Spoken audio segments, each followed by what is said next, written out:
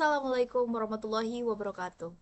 Good morning and warm greetings from the Republic Indonesia. It's a great honor for me to be here with you today, representing my country, Indonesia. As an archipelagic nation of more than 17,000 islands, Indonesia is home to extraordinary cultural, ecological, and human diversity. We are proud democracy of over 270 million people, and a nation that continues to grow with a spirit of unity, innovation, and collaboration. My name is Kurnia Putri, and I serve as representative of Indonesia to the United Nations. I have the privilege of working closely on policies and initiatives that reflect Indonesia's commitment to inclusive development, regional peace, and a sustainable global future. I'm here not only to share Indonesia experience, but to listen, learn, and engage with fellow leaders and change makers. We believe that no country can solve today's challenge alone. Whether in climate action, education, health, or digital transformation, we must move forward together with empathy and shared purpose. On behalf of my country, I thank for the opportunity to speak and to collaborate. We are eager to contribute, to exchange ideas, and to build a future where prosperity is shared, justice is upheld, and progress leaves no one behind. It's a tremendous honor for me to stand before you today, not only as a public servant of the Republic of Indonesia, but as a voice from a nation that is rich in heritage, grounded in values, and deeply committed to building a just and sustainable future for its people and for the world. Today, we gather not only to exchange perspectives, but to reflect on what it means to lead in uncertain times, to ask ourselves not just where we are going, but how we choose to get there and who we bring along the way. Let me begin by telling you a truth we hold dearly in Indonesia. Progress without inclusion is failure in disguise. Development that does not reach the most vulnerable is not true development, and leadership without empathy is not leadership at all. Indonesia's story is not just a story of independence. It is a story of persistence, of a people spread across more than 17 islands, speaking over 700 languages, belonging to hundreds of ethnic groups, and yet united by one national identity. An identity rooted in our national motto, Bhinneka Tunggal Ika, unity in diversity. We have faced colonization, conflict, natural disasters, and economic upheaval. Yet through it all, the Indonesia people never lost their courage to hope, their will to work, or their love for one another. Today, we are the world's third largest democracy and a member of G20 and one of the most dynamic emerging economies. But more importantly, we are a nation that continues to grow not only in wealth, but in wisdom, not only capacity, but in compassion. Ladies and gentlemen, we live in a world of extraordinary uncertainty. Climate change is accelerating Climate change is accelerating. Geopolitical tensions are rising, technology is advancing faster than regulation, and social trust is eroding in many places. In such a world, leadership can no longer be transactional, it must be transformational. At the heart of leadership today lies an essential truth. We must be brave enough to listen and bold enough to act. To listen to the people who are unheard, to act for those who are unseen, and to govern not for legacy, but for impact. Indonesia believes in this kind of leadership. We believe leadership shouldn't be limited to those in office.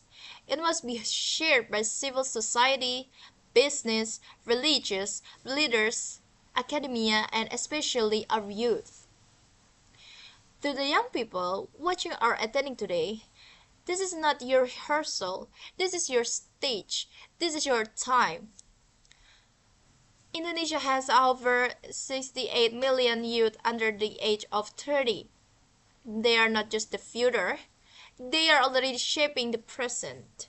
From startups in Jakarta to eco movements in Kalimantan, from art collectives in Yogyakarta to digital classroom in Papua, they are challenging the status quo with creativity and courage.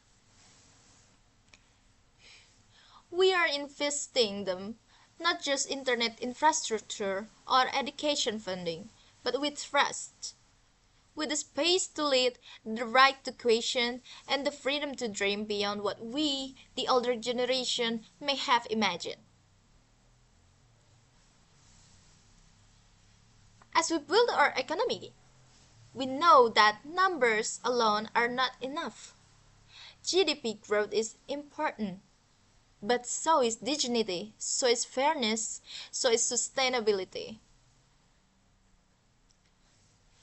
Indonesia is working to transform our economy from one based on raw commodities to one driven by value creation, green innovation, and digital equality.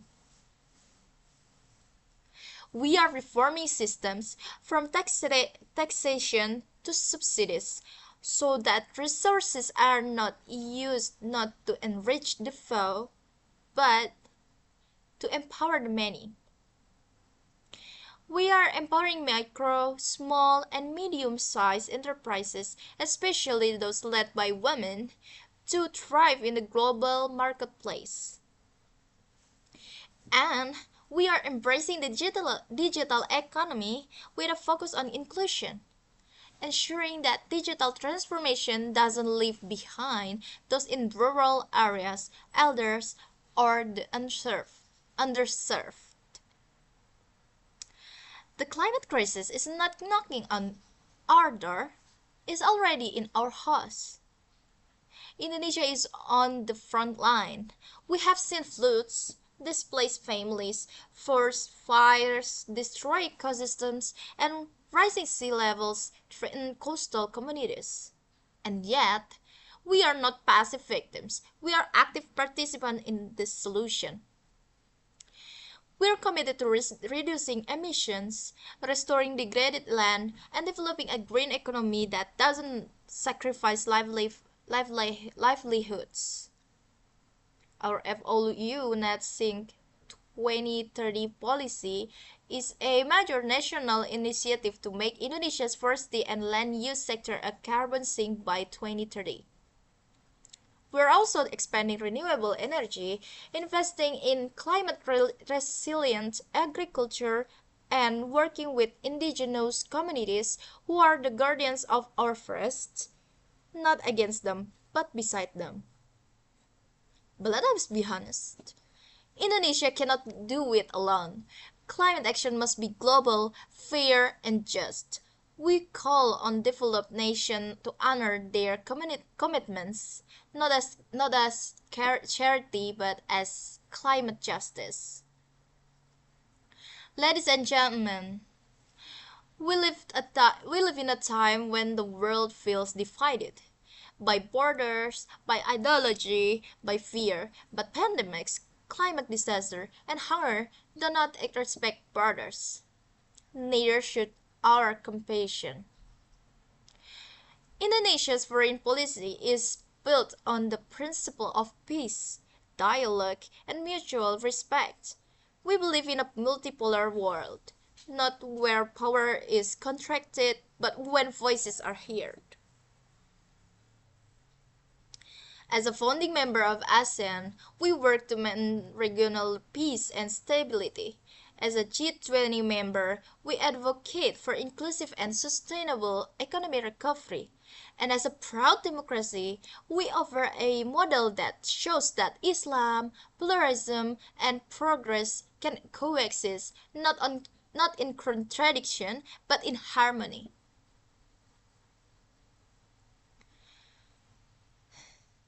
As I stand here today, I'm not speaking only for a nation, but belief.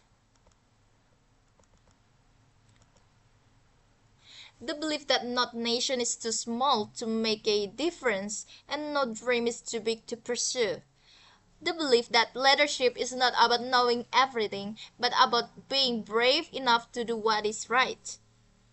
Let us lead with courage, with clarity, and with conscience. Let us build a world where success is measured not only by what we build, but what we uplift. Let us never forget that in every decision we make, we shape the world our children will inherit. From Jakarta to Johannesburg, from Bandung to Berlin, from Sabang to Merauke, let us walk forward together.